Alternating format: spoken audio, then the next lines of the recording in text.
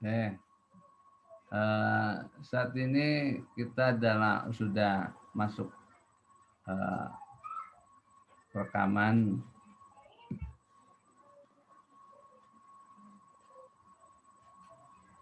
Baik, assalamualaikum warahmatullahi wabarakatuh. Waalaikumsalam warahmatullahi Waalaikumsalam wabarakatuh. Waalaikumsalam warahmatullahi wabarakatuh. Hamdan wa syukranillah wassalatu wassalamu ala rasulillah wa ala alihi wa sahbihi wa mawala. La haula wa la quwata illa billah. Amma ba'du, yang kami banggakan dan saya hormati rekan-rekan semuanya. Pada hari ini kita berjumpa kembali melalui daring virtual. Semoga pertemuan kita pada kali ini senantiasa diberikan kesehatan oleh Allah SWT. Amin ya rabbal alamin. Amin. Baik, sebelum kita memulai acara kita atau memulai materi kita, mohon di antara salah satunya ada yang memimpin doa, ya. Dipersilakan, mungkin Pak Ian tolong untuk dipimpin doa. Oke, terima kasih Pak Masrik, Bapak Ibu sekalian. Semoga pada hari ini pertemuan kita kedepannya bernilai ibadah. Maka mari kita membuka perjumpaan hari ini dengan membaca doa. Semoga dengan doa tersebut mewakili kita semua lebih berkah lagi ke depannya. Bapak Ibu bisa mengaminkan juga, saya cuma membacanya. A'udzu billahi minasy syaithanir rajim. Bismillahirrahmanirrahim. Alhamdulillahi rabbil alamin hamdan yuwafi' ni'amahu wa yukafi'u mazida. Ya Rabbana lakal hamdu kama yanbaghi li jalali wajhikal karim wa 'azimi sultanik. Allahumma shalli ala sayyidina Muhammadin wa ala alihi wa sahbihi ajma'in.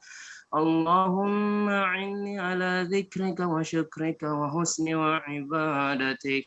اللهم اغفر لنا ذنوبنا ولوالدينا وارحمنا كما ربيانا صغارا ولجميع المسلمين والمسلمات والمؤمنين والمؤمنات الأحياء منهم والأموات برحمتك يا أرحم الراحمين.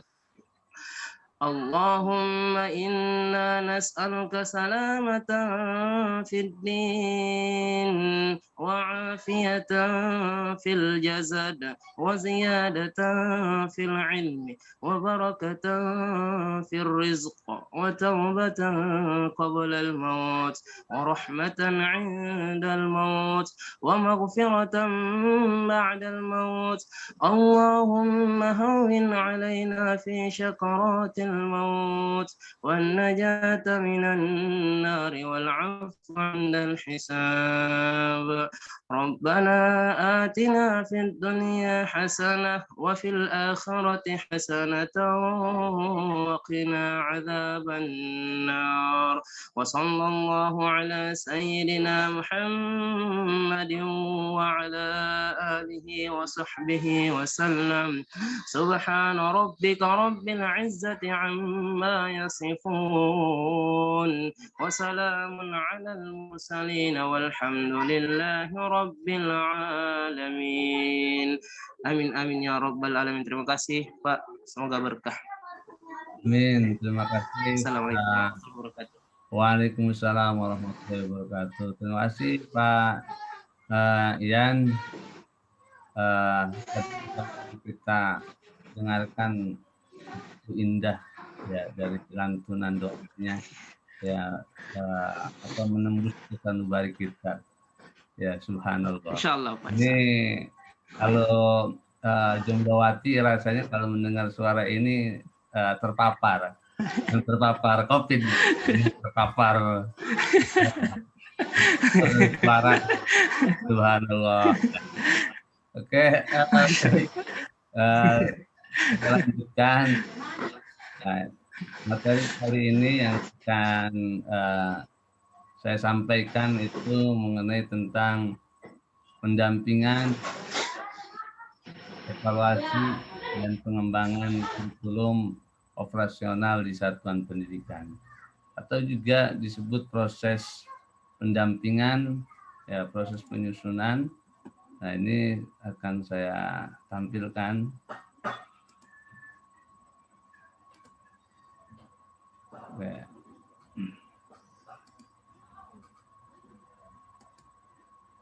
Nah, ini proses penyusunan kurikulum operasional di satuan pendidikan. Ya, ini prosesnya dan yang akan dibahas di antaranya pendampingan, evaluasi, dan pengembangan profesional di satuan pendidikan.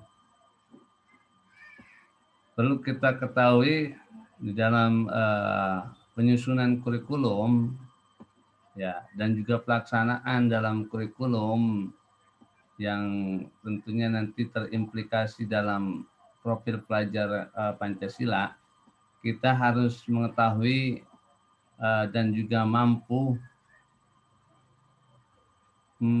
dalam pendampingan, evaluasi, dan pengembangan profesional di satuan pendidikan. Jadi tidak hanya kita menyusun nanti alur kurikulum, tapi kita juga harus mampu pendampingan, ya, mampu mengetahui dan mampu mendampingi atau pendampingan, evaluasi, dan pengembangan profesional di satuan pendidikan di sekolah kita. Oke, yang akan kita bahas kali ini tentunya apa tujuan pendampingan, evaluasi, dan pengembangan profesional. Kemudian bagaimana siklus pembinaan dan evaluasi. Juga apa saja pertimbangan yang perlu dilakukan saat perencanaan, pendampingan, evaluasi, dan pengembangan profesional. Nah, kita akan bahas, ya.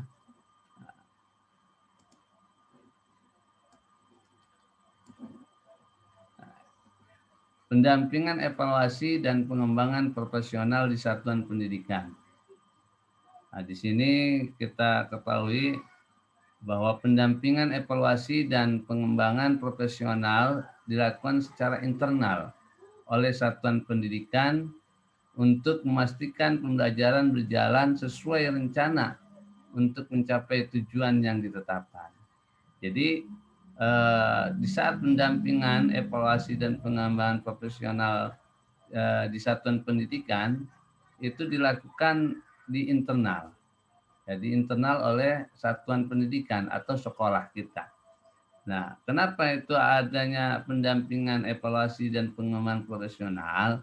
Agar kita memastikan pembelajaran itu berjalan sesuai rencana untuk mencapai satu tujuan yang kita harapkan atau tujuan yang kita sama-sama tetapkan bersama stakeholder.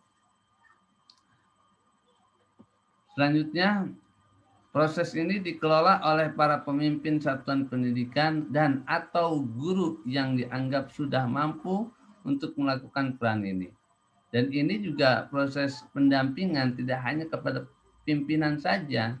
Jadi tidak hanya kepala sekolah, tapi juga kepada guru itu bisa guru yang dianggap mampu tentunya, yang ditunjuk, yang sudah bahasanya sudah mengikuti diklat, sudah mengikuti pelatihan, dan juga sudah memahami benar, memahami betul tentang proses pengembangan kurikulum profesional di satuan pendidikan ini.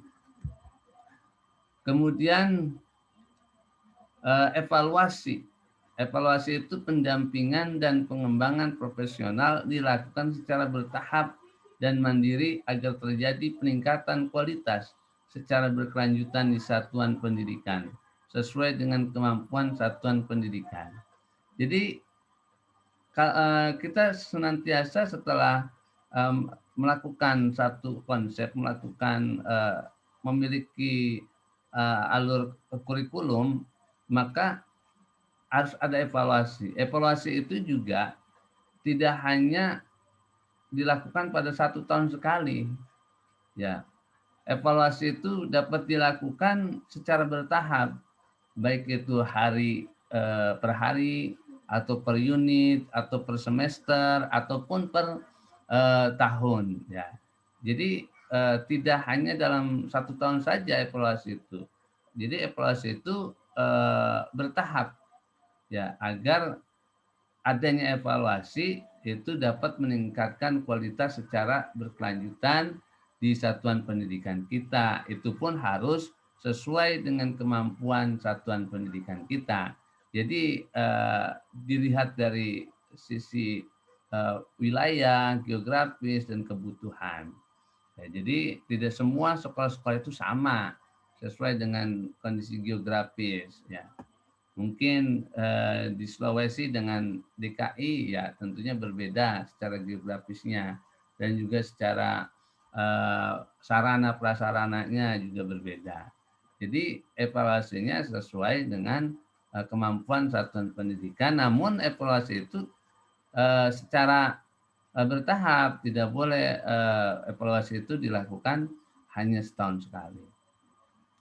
Baik, nah pendampingan dan pengembangan profesional ini ditekankan pada prinsip reflektif dan pengembangan diri bagi guru, serta menggunakan alat penilaian yang jelas dan terukur.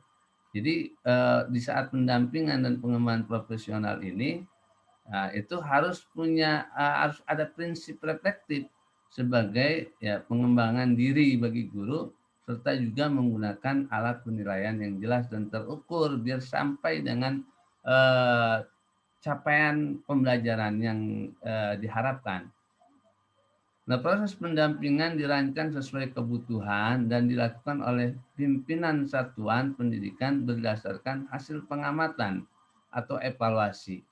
Ya, jadi itu proses pendampingan udah dirancang, dibuat, disusun sesuai kebutuhan dan itu dilakukan oleh pemimpin satuan pendidikan kita atau kepala sekolah kita, ya, atau guru yang nanti dianggap mampu. Nah, pendampingan dan pengembangan profesional, ya, contohnya ini bisa dilakukan dengan cara coaching, ya, atau coaching, ya. Ini proses pendampingan untuk mencapai tujuan dengan menggali pemikiran-pemikiran seseorang terhadap suatu masalah. Nah, nanti di saat pendampingan itu kita bisa menggali pemikiran-pemikiran seseorang terhadap suatu masalah. Misalnya guru ada masalah apa, kendalanya apa, seperti itu. Kemudian juga mentoring, proses pendampingan dengan berbagi pengalaman atau pengetahuan untuk mengatasi suatu kendala. Nah, kita mentor guru yang kita dampingi, kita berbagi pengalaman selama mungkin kita ikut pelatihan atau kita sudah paham betul terhadap materi-materi yang kita dapatkan, kita sampaikan agar bisa mengatasi kendala yang dihadapi oleh teman sejawat kita atau teman guru seprofesi dengan kita, gitu. Selanjutnya pelatihan juga, ya, ini contoh pelatihan proses pendampingan dengan menguatkan pengetahuan dan keterampilan yang berkaitan dengan kinerja dengan narasumber internal atau eksternal, menyesuaikan dengan kemampuan satuan pendidikan. Pendampingan evaluasi itu juga perlu ada pelatihan, ya, agar apa? Agar bisa kinerja kita sebagai guru atau stakeholder di warga sekolah, ya, ini bisa lebih mampu dan lebih sesuai dengan harapan. Prinsip-prinsip pendampingan dan pengembangan profesional. Nah, di dalam pendampingan dan pengembangan profesional itu ada prinsip-prinsipnya. Apa saja prinsipnya? Ya, prinsipnya ini pendampingan dan pengembangan profesional sebagai aktivitas yang dilakukan berdasarkan hasil kegiatan evaluasi. Ya, jadi prinsip di saat pendampingan, maka itu sebagai aktivitas yang dilakukan kita berdasarkan hasil kegiatan evaluasi. Kemudian menetapkan ruang lingkup pendampingan dan pengembangan profesional, menentukan area yang perlu diperbaiki apakah dari perencanaan program atau pelaksanaan program. Nah, ini juga di saat prinsip-prinsip pendampingan itu harus menentukan area yang perlu diperbaiki. Apakah dari perencanaan program yang kurang bagus atau pelaksanaan program yang kurang berjalan. Nah, itu juga ada di dalam prinsip-prinsip pendampingan ketika kita mau mendampingi salah satu guru atau mendampingi berjalannya kurikulum, ya kurikulum profesional di satuan pendidikan. Nah, yang keempat, pendampingan dan pengembangan profesional ya adalah sebuah proses kolaboratif dalam satuan pendidikan antara orang yang melakukan pendamping dan guru demi tercapainya tujuan bersama. Ya. Terus juga ada evaluasi pembelajaran. Nah, evaluasi pembelajaran ini secara menyeluruh bertujuan untuk mengukur keberhasilan guru dalam memfasilitasi pembelajaran. Dalam evaluasi ini, satuan pendidikan mengumpulkan data keberhasilan implementasi pembelajaran dan refleksi secara individual maupun bersama-sama seluruh warga sekolah. Jadi saat evaluasi pembelajaran ini secara menyeluruh, ya semua warga sekolah dievaluasi, ya karena untuk mengukur keberhasilan guru dalam memfasilitasi pembelajaran sesuai dengan capaian pembelajaran. Kemudian ada prinsip-prinsip melakukan evaluasi dalam pembelajaran. Tadi di samping ada prinsip-prinsip pendampingan dan pengembangan, juga ada prinsip-prinsip melakukan evaluasi dalam pembelajaran. Ya. Ini diantaranya menetapkan tujuan evaluasi yang akan dilakukan. Kita harus menetapkan tujuan sebelum kita mengevaluasi, kita harus menetapkan tujuannya dulu.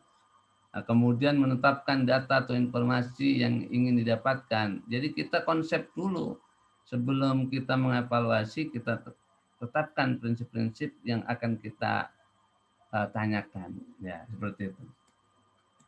Selanjutnya, nah, di dalam evaluasi kurikulum operasional di satuan pendidikan, di sini ada beberapa pertanyaan yang tentunya harus kita ketahui, sehingga nanti kita tidak lagi kaku, ya, atau tidak lagi kebingungan. Di sini mengapa kurikulum operasional perlu direfleksikan dan ditinjau ulang? Ya, jadi kurikulum itu ya tadi dikatakan tidak harus dievaluasi, harus dikembangkan pada saat 1 tahun sekali. Nunggu tahun ajaran baru tidak, tapi kan bertahap. Nah, maka harus ada refleksi atau tinjau ulang, ya meningkatkan hasil belajar peserta didik, keterlibatan, kepuasan belajar. Nah, itu mengapa perlu adanya refleksi dan ditinjau ulang, itu agar apa? Meningkatkan hasil belajar peserta didik, keterlibatan, kepuasan belajar. Udah sejauh mana kita sudah meningkatkan hasil belajar peserta didik, melibatkan mereka, terus kepuasan belajar kepada mereka itu kita refleksikan, ya kita tinjau ulang agar sejauh mana keberhasilan kita dalam menyusun kurikulum operasional di satuan pendidikan kita. Terus yang kedua, untuk menunjukkan kekuatan dari program belajar sebagai implementasi kurikulum operasional. Jadi juga untuk menunjukkan kekuatan dari program belajar, ya yang sudah kita susun. sebagai implementasi yang sudah kita buat agar kekuatan dari program belajar yang kita buat itu sesuai dan semakin kuat. Kemudian mengevaluasi perubahan terkini dari implementasi yang dilakukan. Ya, kita juga mengevaluasi perubahan saat ini apa yang terjadi. Jadi kalau ada masalah jangan ditunda-tunda, terus kita rubah sesuai dengan kondisinya, sesuai keperluan, sesuai dengan keadaan dan kebutuhan. Mengidentifikasi program belajar yang perlu diperbaiki. Ya, kita mencari mengidentifikasi program belajar mana yang perlu diperbaiki, apa yang kurang, mana yang ditambahkan, itu juga harus kita cari di dalam kurikulum operasional di satuan pendidikan kita yang sudah kita susun. Jadi sehingga yang kurang bisa kita tambahkan, yang sudah berjalan bagus bisa kita pertahankan atau kita tingkatkan, seperti itu. Mengukur kepercayaan mengukur ketercapaian visi dan misi lewat program yang diajarkan di sekolah. Jadi juga kita dengan adanya refleksi atau tinjau ulang itu dapat mengukur ketercapaian sejauh mana visi dan misi di dalam penyusunan kurikulum, karena penyusunan kurikulum itu diantaranya ada visi misi ya, visi misi program apa saja yang sesuai dengan visi misi itu. Nah, apakah sudah tercapai atau belum sesuai dengan visi misi yang kita buat, program yang kita ajarkan di sekolah sesuai nggak dengan visi dan misi, maka itu perlunya adanya refleksi dan tinjauan ulang. Kemudian evaluasi, ya, evaluasi merupakan sarana pemberian umpan balik pada kompetensi mengajar guru yang selaras dengan tujuan dan kebutuhan belajar peserta didik serta kebutuhan dunia kerja. Juga adanya nanti evaluasi itu, ya, kita dapat memberikan umpan balik ya kepada kompetensi pengajar, ya, guru-guru kita yang tentunya selaras dengan tujuan dan kebutuhan pelajar peserta didik sesuai dengan kebutuhan IDUKA, industri usaha dan tenaga kerja. Selanjutnya apa yang perlu ditinjau kembali? Ya, kok harus ditinjau kembali? Nah, yang ditinjau kembali itu alur pembelajaran, tujuan pembelajaran. Di dalam kita menyusun kurikulum operasional di satuan pendidikan, itu kan ada alur pembelajaran dan tujuan pembelajaran. Maka alur pembelajaran dan tujuan pembelajaran kita tinjau kembali sesuai atau tidak, ya, sudah sesuai dengan visi misi yang kita buat atau cocok atau tidak dengan kondisi sekolah kita atau kondisi siswa kita. Kompetensi utuh yang memuat pengetahuan, keterampilan, dan sikap yang akan ditinjau, bagaimana ketiga hal tersebut terlihat secara vertikal maupun horizontal dengan mempertimbangkan aspek penting di setiap mata pelajaran. Nah, ini juga pengetahuan, keterampilan, dan sikap perlu kita tinjau ulang, perlu kita lihat, ya, itu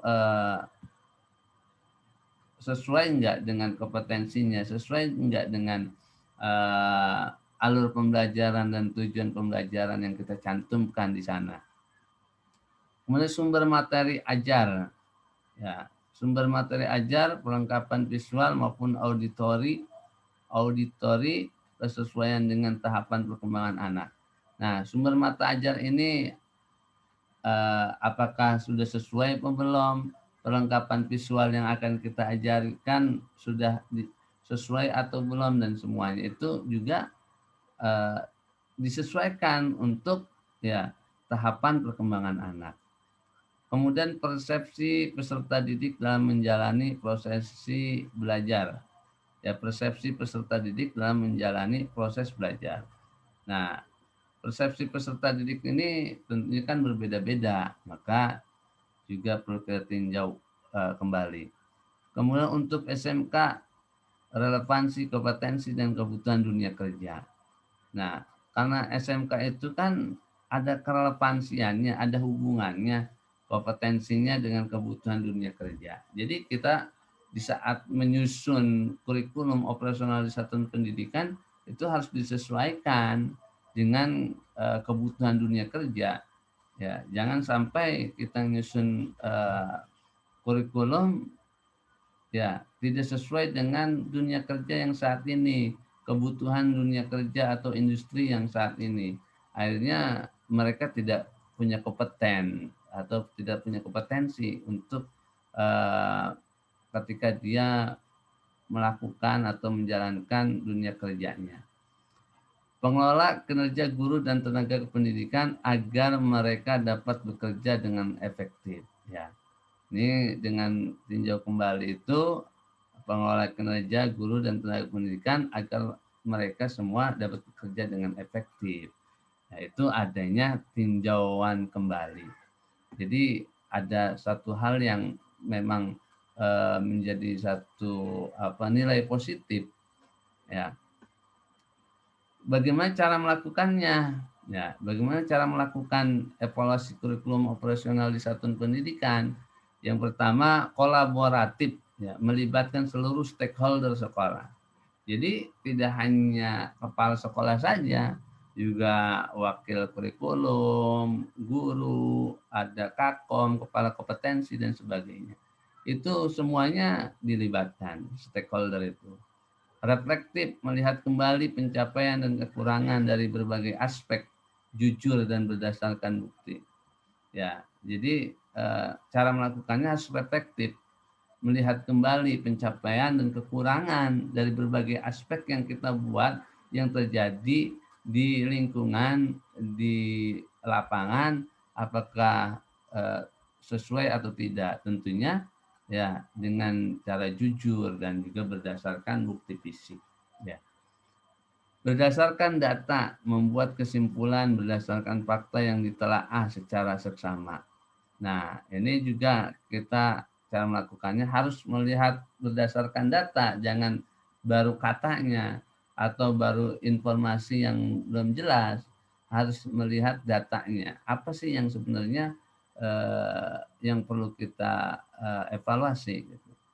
Berpusat pada peserta didik, mengedepankan kepentingan peserta didik dalam mengambil kesimpulan maupun keputusan. Di saat kita evaluasi, kita lihat juga peserta didik kita, ya, karena di dalam kurikulum pusat keunggulan ini atau profil pelajar Pancasila ini, ya, atau juga kurikulum Merdeka ini, itu yang saat ini itu berpusat pada peserta didik, ya, mengedepankan kepentingan mereka untuk kita mengambil kesimpulan, jangan hanya mengambil kepentingan dan kepentingan atau keinginan kita sendiri sebagai guru, tapi peserta didik juga sebagai tujuan utamanya. Fokus pada perbaikan dan pengembangan, ya.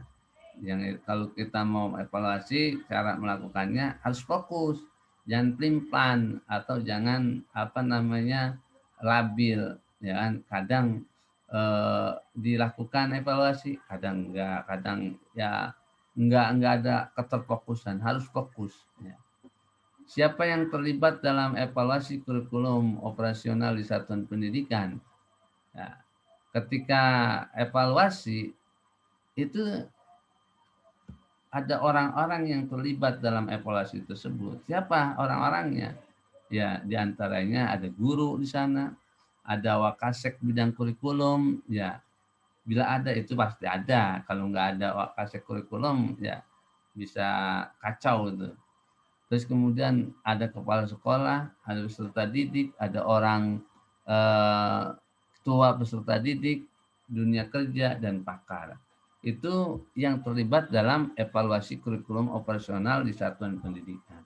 Jadi evaluasi itu saya katakan lagi atau tadi sudah kita ini bacakan atau sudah saya jelaskan bahwa evaluasi itu tidak hanya pada pimpinan saja, tapi juga pada semua yang dilibatkan. Selanjutnya ini ya, melakukan pendampingan, evaluasi dan pengembangan profesional. Ya, dalam melakukan pendampingan, evaluasi dan pengembangan profesional dalam pembelajaran itu adanya refleksi. Kenapa adanya refleksi? Karena adanya refleksi itu memberikan umpan balik ya secara terus-menerus dalam keseharian belajar mengajar. Penting bagi guru untuk dapat melakukan refleksi mandiri terhadap kriteria kesuksesan yang telah diterapkan, yang telah ditetapkan, tujuan belajar, capaian pembelajaran, profil pelajar Pancasila. Jadi refleksi ini agar bisa guru itu melakukan umpan balik ya, dan juga bisa terjalan ya sesuai dengan kriteria kesuksesan yang telah ditetapkan di dalam tujuan belajar, di dalam capaian pembelajaran, di dalam profil pelajar Pancasila itu, sehingga bisa berjalan dengan baik. Nah, ini contoh pertanyaan evaluasi satuan pendidikan di saat kita mengevaluasi. Nah, di saat kita mengevaluasi ada tanyaan yang untuk kita evaluasi. Data apa yang dibutuhkan proses evaluasi, bagaimana program pembelajaran dijalankan, faktor apa saja yang mempengaruhi keberhasilan program atau pembelajaran, faktor apa saja yang menjadi tantangan pelaksanaan program atau pembelajaran, apa saja hal-hal yang dibutuhkan untuk meningkatkan keberhasilan pembelajaran, bagaimana pemimpin satuan pendidikan dapat mendukung pengembangan profesional guru, apa saja yang sudah dilakukan dengan baik dalam melaksanakan pembelajaran, faktor apa saja yang mempengaruhinya, apa yang perlu diperbaiki ke depannya. Ini adalah bentuk di mana ketika kita memberikan satu pertanyaan evaluasi satuan pendidikan.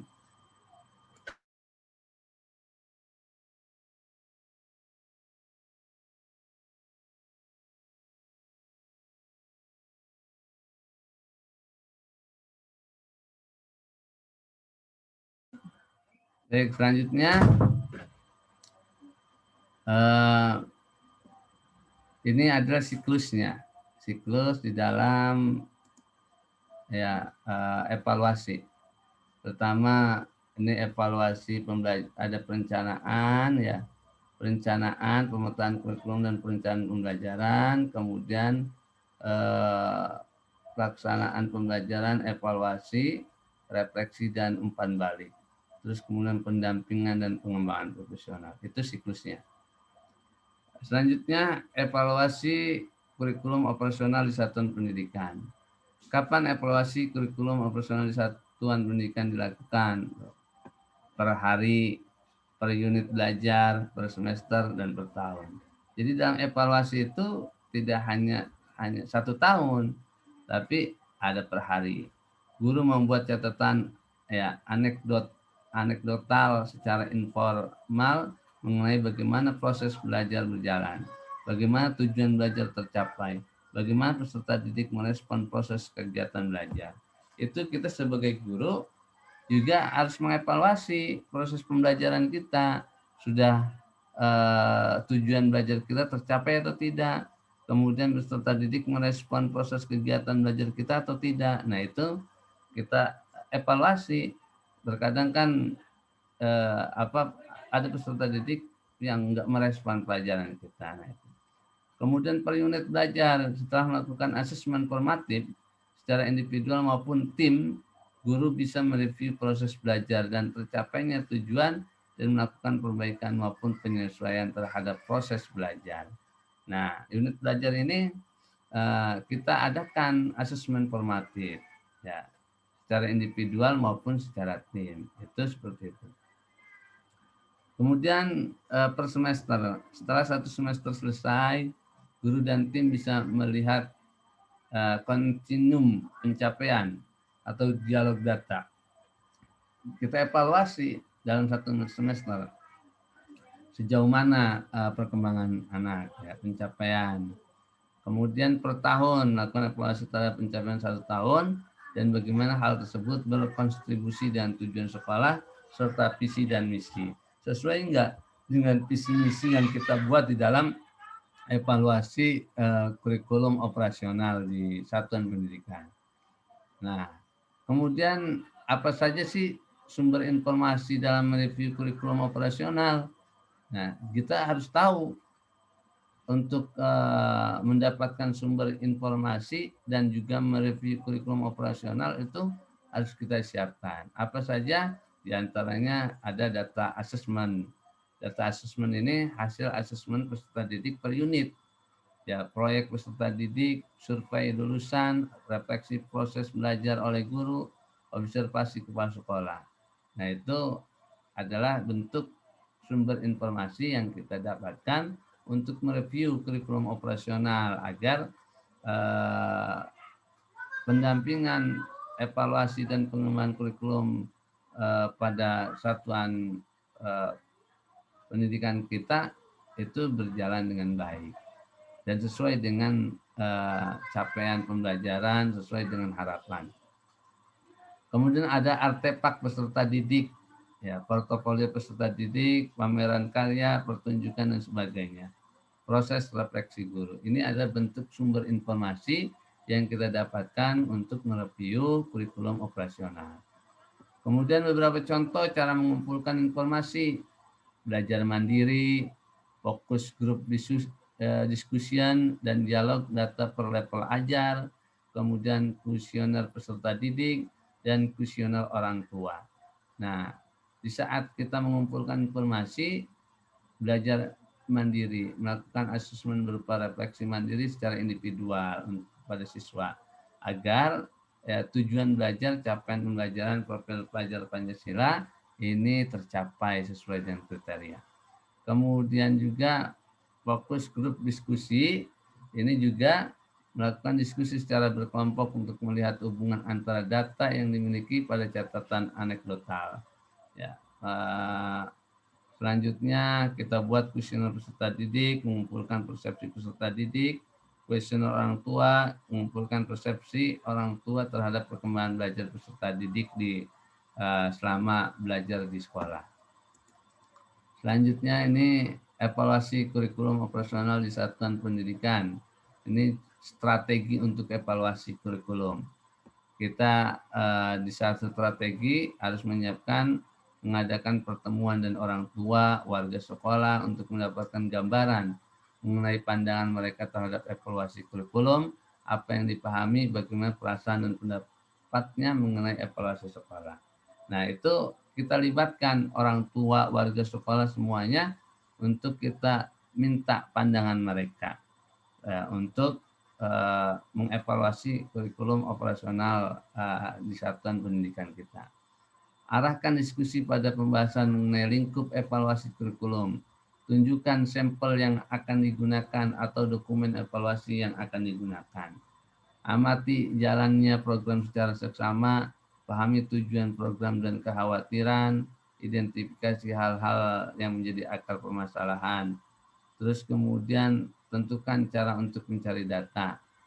Jalan prosedur pencarian dan pengumpulan data, kemudian mengelompokkan dan mengatur informasi, memutuskan pihak yang akan diberi laporan dan memilih format yang sesuai. Ini adalah strategi untuk evaluasi kurikulum operasional di satuan pendidikan kita. Jadi kalau kita mau mengevaluasi ada strateginya, ya, tidak hanya kita cukup tiba-tiba mengadakan, tapi harus ada strategi siapa aja yang harus kita libatkan, apa aja nanti yang akan kita tanyakan, terus kemudian bagaimana hal-hal yang akan nanti kita siapkan. Ya, inilah yang harus kita siapkan strateginya, ya, mengamati jalannya program, pahami tujuan program, identifikasi hal-hal yang menjadi akar permasalahan, itu harus kita siapkan untuk ya, salah satu strategi untuk evaluasi kurikulum operasional di satuan pendidikan. Oke, baik, itu ya selanjutnya Sampai jumpa di materi selanjutnya, dan ini adalah materi tentang proses penyusunan kurikulum operasional di satuan pendidikan yang membahas tentang pendampingan, evaluasi, dan pengembangan profesional di satuan pendidikan. Ya, oke, silakan para bapak dan ibu yang mungkin memberikan tambahan, masukan, dan pertanyaan, ya, yang sekiranya ada satu hal yang mengganjal dan perlu ditanyakan, ya, silakan. Ya, mudah-mudahan sih semuanya dapat dipahami, ya. Oke, bagaimana Bapak Ibu, ada ditanya tentang pendampingan evaluasi dan pengembangan profesional di satuan pendidikan. Silakan. Maaf Pak, saya Pak. Iya, Pertanyaan. Bu Siti Hatijah ya? Iya Pak. Ya, silakan. Oke, begini Pak, tadi dari pemaparan Bapak, sambil saya sedikit menyimpulkan bahwa dapat saya tangkap seperti ini Pak, bahwa sharing ataupun berbagi pengalaman atau pengetahuan itu juga merupakan contoh pendampingan dan pengembangan profesional yang bisa dilakukan. Nah, kira-kira Pak, begini, kalau misalkan kita dari pedesaan, contohnya kalau seperti di daerah saya Polewali Mandar itu kan emang daerahnya belum cukup ini ya, belum bisa dibandingkan dengan daerah Bapak ya, saya ibu kota. Ya seperti itu. Kira-kira manfaatnya itu seperti apa Pak, manfaat sharing-sharing seperti itu? Kemudian yang pertama gitu ya Pak, yang kedua, pendampingan dan pengembangan profesional itu semua dilakukan, oleh pemegang, apa ya, bisa dikatakan stakeholder yang ada di sekolah. Nah, apabila salah satu komponen dari pemegang atau stakeholder di sekolah itu tidak, apa ya Pak ya, tidak melakukan atau tidak ada di dalam pendampingan itu sendiri bagaimana? Misalkan tidak ada orang tua siswa atau tidak ada pakar di dalamnya, kira-kira apakah akan menyebabkan pendampingan atau dan pengembangan profesional tersebut itu bisa dikatakan cacatkah atau pincang atau seperti apa Pak? Sebaiknya langkah-langkahnya seperti apa? Terima kasih Pak ya. Assalamualaikum warahmatullahi wabarakatuh. Waalaikumsalam warahmatullahi wabarakatuh. Terima kasih. Waalaikumsalam warahmatullahi wabarakatuh. Sangat bagus sekali pertanyaannya ini, yang mungkin memang relevan sesuai dengan kondisi wilayahnya, kondisi satuan pendidikannya, ya. Di saat pendampingan, evaluasi, dan pengembangan memang perlu adanya sharing kepada semua pihak, ya kan? Juga kepada teman sejawat, ya kan, agar hal-hal yang menjadi satu kekurangan itu bisa teratasi. Hal-hal yang menjadi kendala itu bisa teratasi. Kemudian di satu pedesaan atau di tempat Ibu, dari pertanyaannya, kalau tadi siapa saja yang evaluasi pengembangan profesional di satuan pendidikan, di situ ada guru, ada wakil, ada kepala sekolah, ya kan, ada orang, ada murid, ada orang tua murid, ada pakar misalnya. Kemudian di antara tersebut tidak ada, ya, sebenarnya tidak pincang dan tidak ini cacat, hanya di saat evaluasi itu ada hal yang bersifat kurang karena tidak ada sasaran yang ditunjukkan. Misalnya ketika evaluasi kepada tentang kurikulum tentang siswa, ya, peserta siswa yang tidak ada. Kemudian ketika kita mau minta pencapaian peserta didik sama orang tuanya, sejauh mana peserta didik diimplementasi dari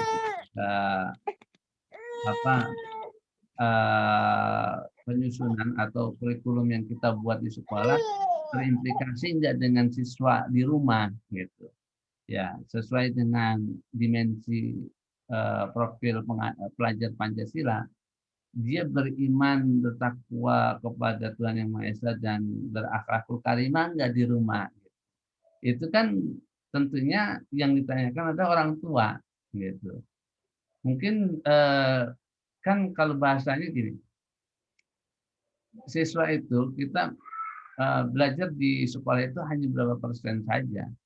Mereka kita ajarkan, kita bertemu dengan siswa hanya berapa persen saja. Selebihnya kan di rumah.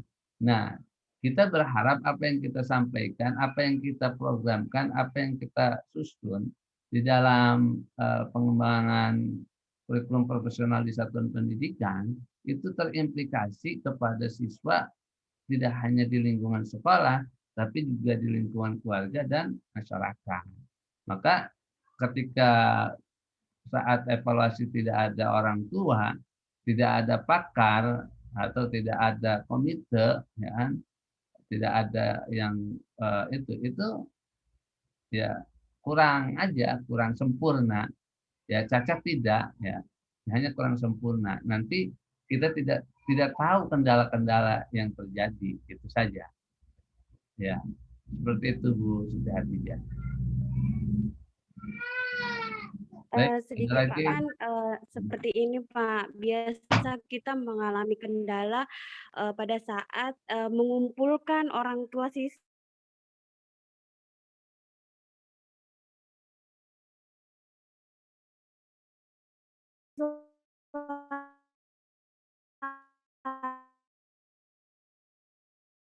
Kecil lah, kadang apa ibu di lapangan, saya sebagai wali kelas itu kadang susah sekali mengumpulkan orang tua siswa, begitu Pak. Jadi ya kendalanya di situ sih kalau di sekolah kami biasanya.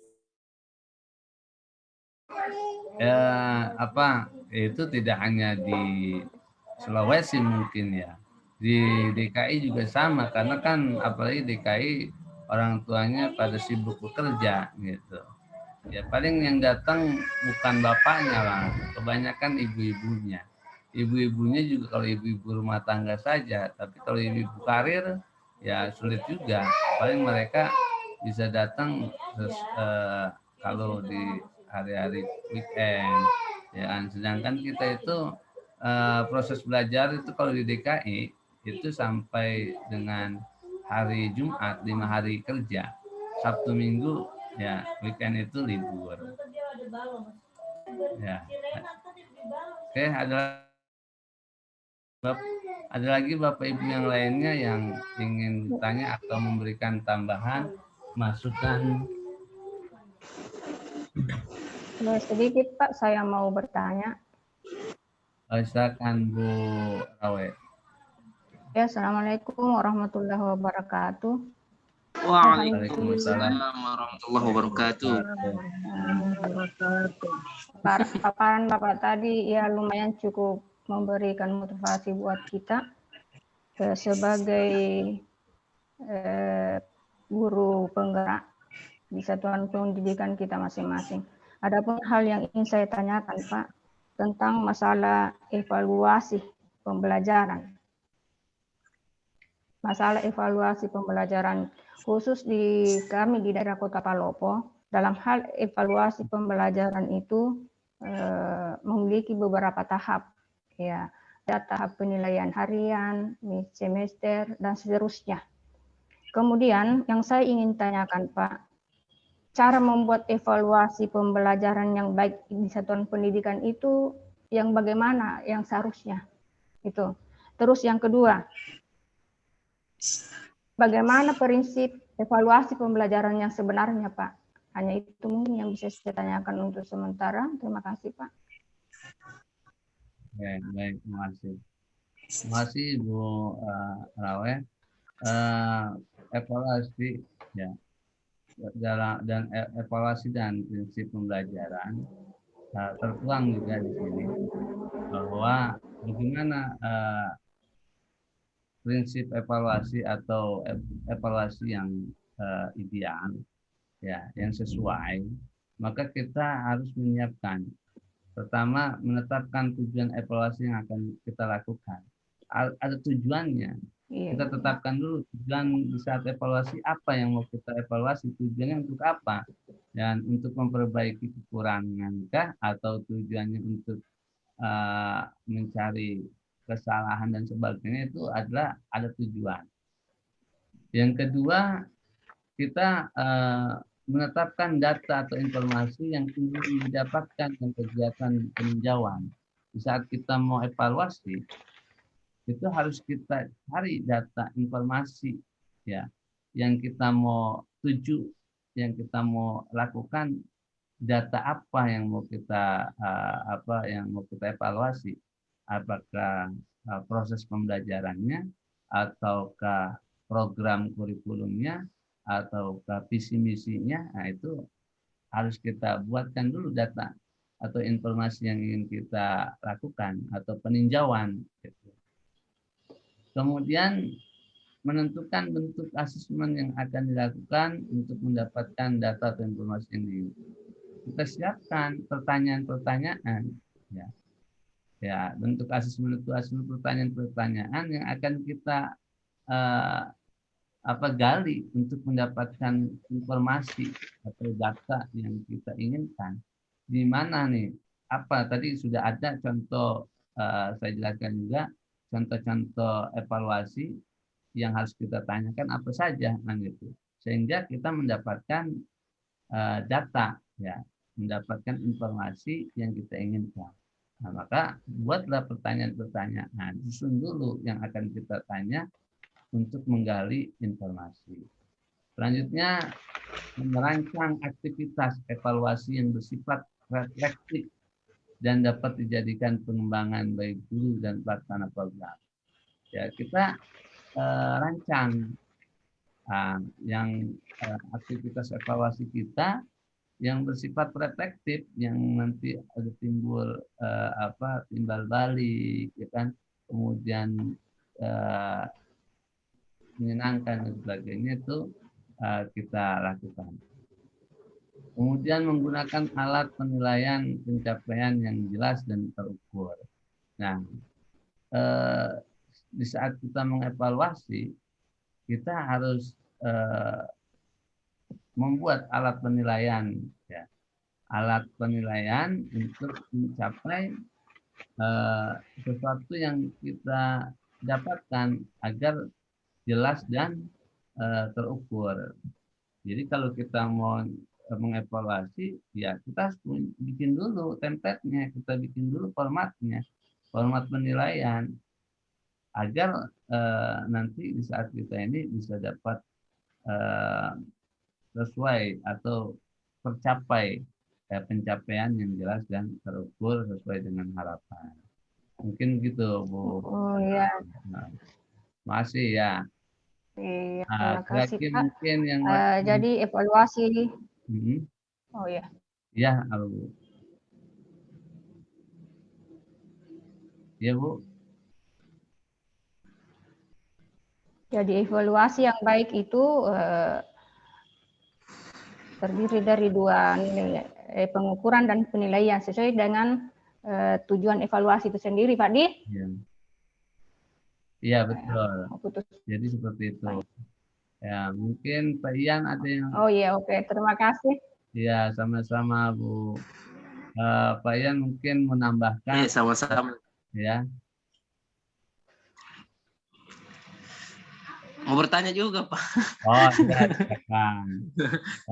Mungkin sama selain Bapak, Ibu semua mungkin pengalamannya. Sebab begini, evaluasi yang kita lakukan itu melibatkan banyak orang, baik internal, sekolah, satuan pendidikan, maupun pihak luar internal eksternalnya.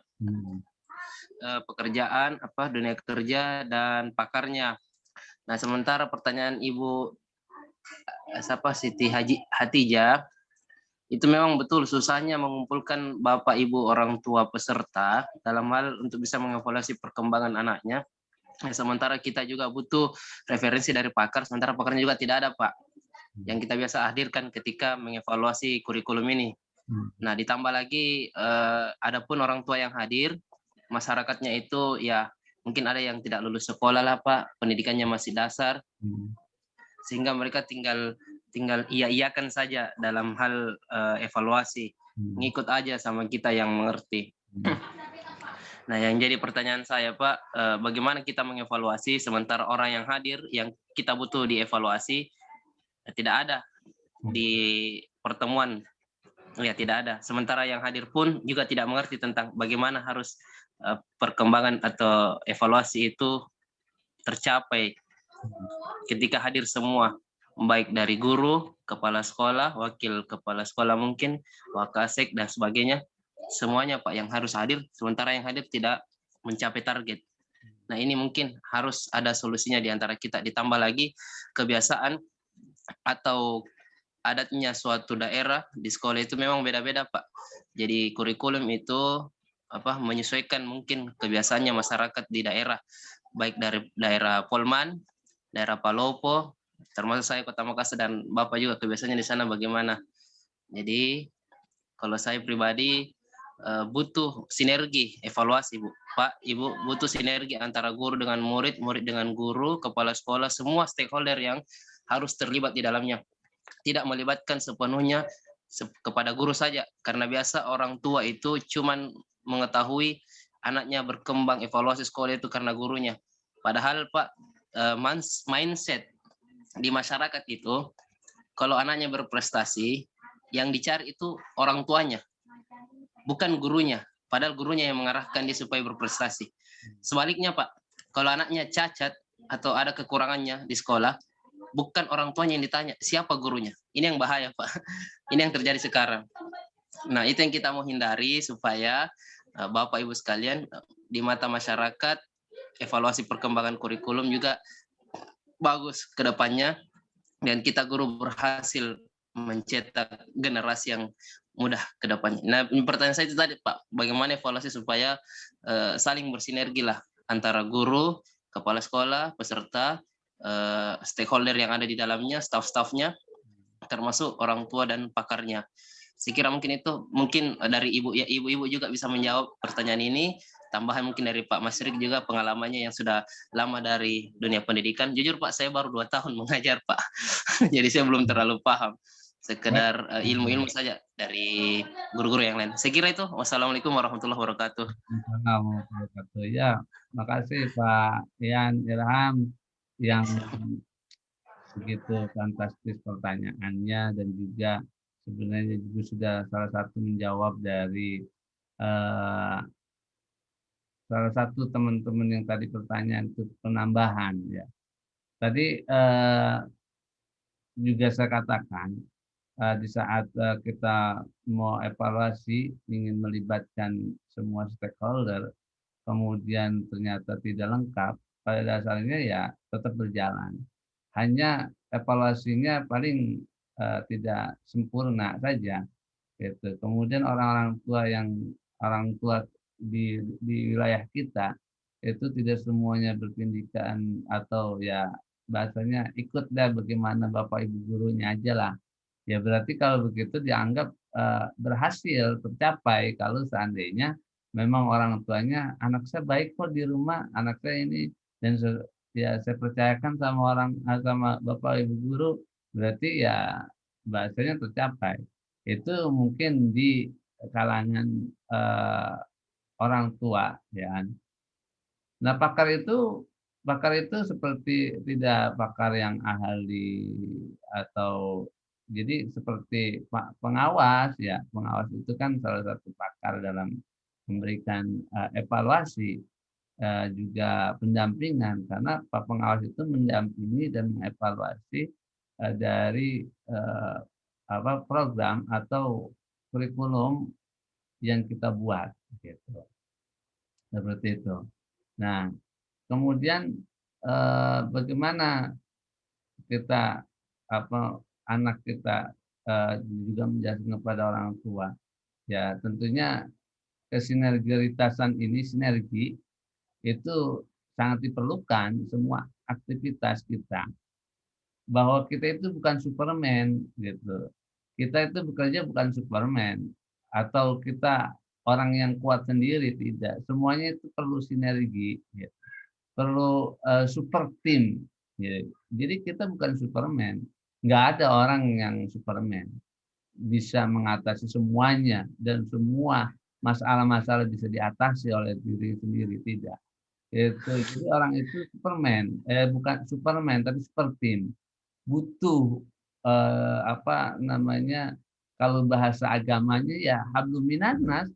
Kita itu emang di hablum minannas itu bisa saling apa namanya, saling membutuhkan satu sama lain gitu.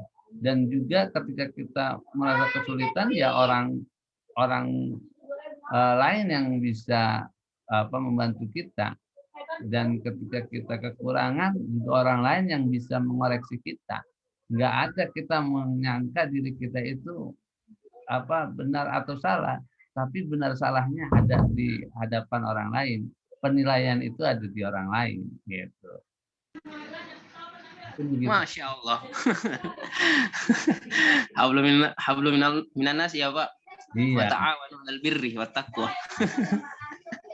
Betul. Tolong menolong dalam hal kebaikan Pak. Mantap. Eh, Iya, keluar ayat wa ta'awanu 'alal birri wat taqwa. Wala ta'awanu 'alal ismi wal 'udwan. Untuk kita keberhasilan ya ada ta'awunnya, ada saling tolong menolong, tidak bisa kita sendiri. Keberhasilan itu nggak bisa dicapai oleh orang sendiri itu. Semua keberhasilan ada orang yang mendukungnya, ada yang mendorongnya gitu. Ya, makasih Pak Masrik dan Ibu Haji Rawe. Nah, kayak ada lagi mungkin sebelum kita akhiri ya. Itu tadi ada Bu Rahmannya ya keluar masuk ya. Intinya saling kerjasama. Ya, Bu Rahmannya mau ini. Assalamualaikum warahmatullahi wabarakatuh. Waalaikumsalam warahmatullahi wabarakatuh. Masya Allah. Dalam diklat ini mulai dari hari pertama sampai hari ke-9 ini. Ibu ketawa terus. Ikut itu tidak pernah dibahas tentang penilaian. Ya, penilaian dalam setiap siswa. Yang ingin saya tanyakan dalam K13 itu ada istilahnya penilaian pengetahuan, keterampilan dan sikap. Iya. Yeah. Itu di kurikulum K13. Iya. Di mana penilaian sikap itu setiap siswa itu yang bisa menilai adalah kerjasama dengan guru PKN, guru agama dengan guru BK. Iya. Yang saya ingin tanyakan, apakah dalam kurikulum ini masih tetap penilaian sikap itu dinilai oleh ketiga guru itu Pak? Karena mulai dari awal sampai sekarang belum pernah disinggung, tidak pernah disinggung tentang penilaian dalam setiap siswa. Apakah dalam kurikulum ini masih berlaku penilaian sikap itu dinilai oleh ketiga guru itu? Saya rasa itu Pak. Baik. Assalamualaikum warahmatullahi wabarakatuh. Waalaikumsalam warahmatullahi wabarakatuh. Subhanallah, ini instruktur K13 ya. Instruktur K13 dulu mungkin sangat fasih benar ini menjalankan kurikulum K13. Ya, ini tentunya yang tadi ditanyakan oleh Ibu Rahmania, 3 unsur tersebut, unsur penilaian pengetahuan, keterampilan dan sikap, ini pun ada Bu di dalam kurikulum baru ini. Ya, itu sudah terakumulatif ya, sudah masuk ke dalam kurikulum ini. Ya, tadi sudah saya jelaskan bahwa pengetahuan, keterampilan dan sikap itu juga salah satu penilaian yang dilakukan oleh seorang guru terhadap anak. Karena kita tidak bisa menilai seorang siswa itu dari pengetahuannya saja. Ya, ada orang yang pintar dalam knowledge-nya, dalam pengetahuan, keterampilannya dia nggak bisa, ya kan? Atau juga keduanya ada, pengetahuannya oke, keterampilannya oke, tapi sikapnya tidak ada. Ya, apa namanya, akhlakul karimahnya atau disebutnya attitude-nya atau juga adabnya, normanya, karakternya tidak punya, itu juga hal yang jomplang. Maka di dalam dimensi profil pelajar Pancasila ini juga ada, ya kan? Sudah tercover, terakumulasi di sana, gitu. Ya, jadi tidak akan ditinggalkan sikap penilaian dari 3 unsur tersebut, ya, karena orang itu tidak bisa kita tinggalkan penilaian. Kalau dalam proses pembelajaran itu terukur pengukuran pencapaian pintar tidaknya sesuai dengan capaian pembelajarannya, ya pengetahuannya diukur, keterampilannya juga diukur, apalagi SMK ya. SMK punya kompetensi, itu yang harus dilakukan itu kan sebuah keterampilan. Ya kan, ketika kalau dia orang otomotif, dia harus bisa melakukan perbaikan mobil misalnya. Itu kan keterampilannya dia, kompetensi dia. Kompetensi itu bentuknya keterampilan.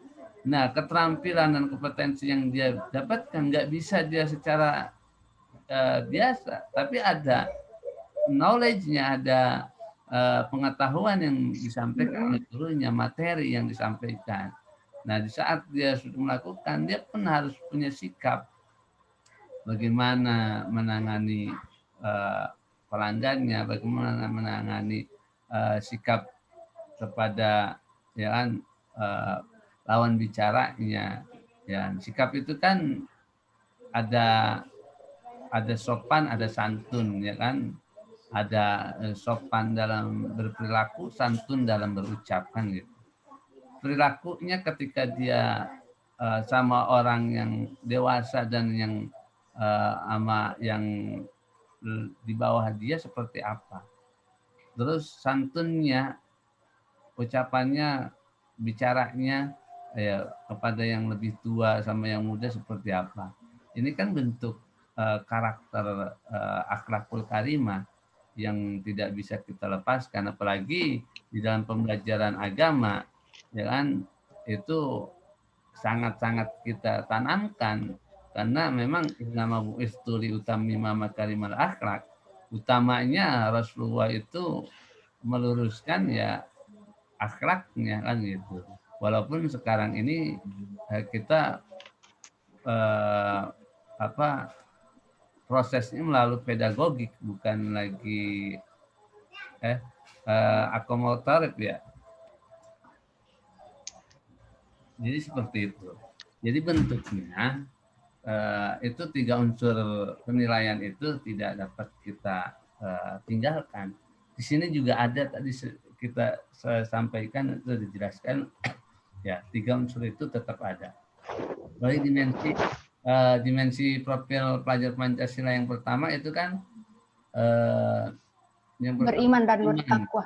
Ya, beriman dan bertakwa kepada Tuhan yang Maha Esa dan berakhlak mulia. Ya, berakhlakul mulia. Ya, berakhlak mulia itu kan tentunya tidak dapat dipisahkan dalam penilaian tersebut, gitu. Masih, Bu.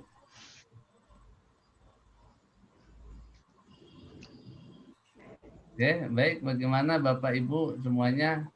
Ya, semoga, ya mudah-mudahan ini proses pembelajaran kita dan kita dapat implementasikan tentunya ya dalam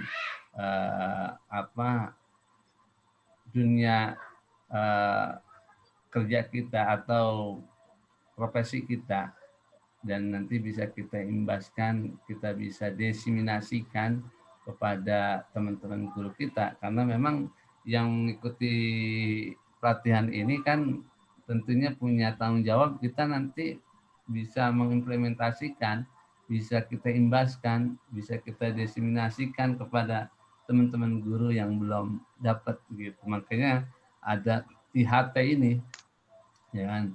Sebelum kita melakukan ini adanya perencanaan yang tadi sudah saya sampaikan, yang sudah saya berikan ya. Nah, itu perencanaannya. Nih. Di perencanaannya, ya. Ini sudah saya upload ya.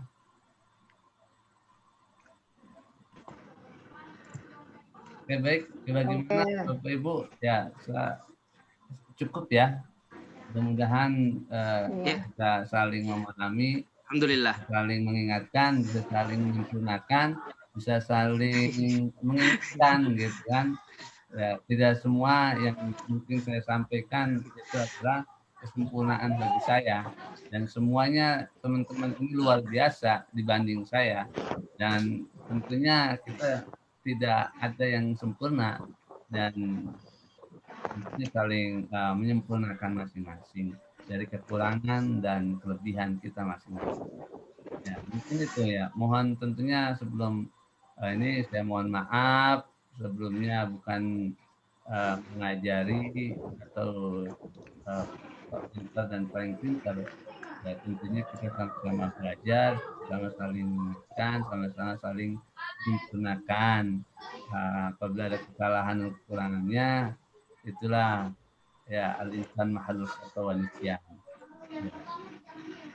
Tentunya al-haqqu min rabbikum, yang benar itu datang dari Allah, yang salah tentunya dari Iya. ya, nafsu setan laknatullah dalam diri saya, begitu. Bagaimana saya cukupkan ya? Siap. Lagi. Oke, Pak. Terima kasih para Bapak dan Ibu, semangat terus. Mudah-mudahan hari terakhir ya. Hari terakhir kita lakukan. Ada satu nanti setelah ini saya tampilkan, setelah rekaman ini saya tutup. Nanti kita diskusi buat persiapan besok ada. Oke, makasih. Tentunya saya akhiri. Wallahu muwaffiq li aqwamit thoriq. Wassalamualaikum warahmatullahi wabarakatuh. Waalaikumsalam warahmatullahi wabarakatuh. Syukron jazakumullah, Pak. Dan Syukron jazakumullah, Pak. afwan. Amin.